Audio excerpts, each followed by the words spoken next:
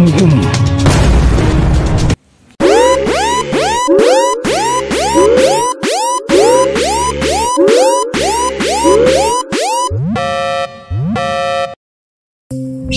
makapangyarihang balabal ng mahal na birhen. Ang makapangyarihang orasyong ito ay gamitin natin na proteksyon sa ating katawan, panlaban sa tigalpo, kulam, barang at palipad hangin. Ang balabal ng mahal na birhen ay maaaring maging depensa sa mga sumpa ng dila, sa mga sumpa ng kapahamakan, sa mga sumpa ng mga taong nagagalit sa atin at naiinggit sa atin. Usalin lamang ang mga orasyon sa isipan at walang pagdududa. Ito ay tiyak, nagagana at mabibigyan ka ng depensa. Narito ang mga orasyon. Ang kamahal-mahalang balabal ng mahal na birhen.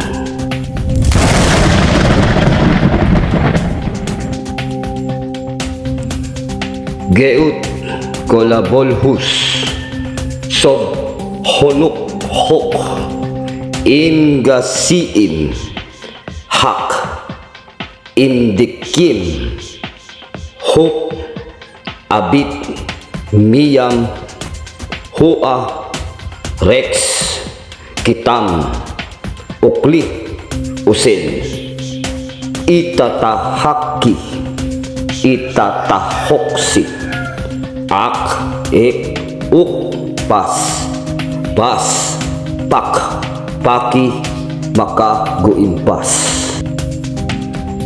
Geut kolabolhus sob honuk hok imgasiim hak imdikim huk abit miyam hua rex kitam ukli usil itatahaki itatahoksi ak ek uk pas bas pak paki maka guimpas.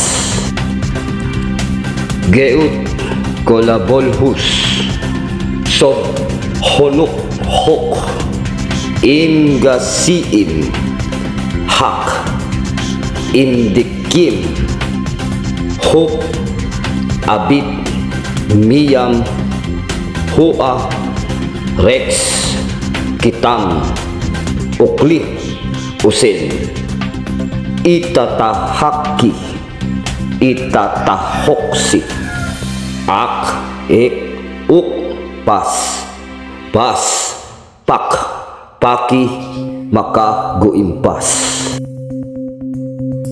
Matapos mong usalin ng 3 ulit ang mga orasyon mula sa iyong isipan, ay iihip ito sa iyong dibdib at tapikin ang dibdib ng 3 beses.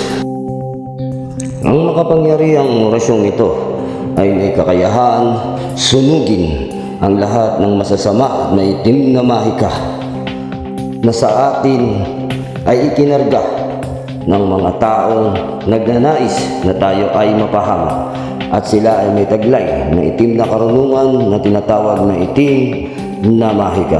Kung kaya't lubos nating pakaingatan ang mga orasyong ito at igalang.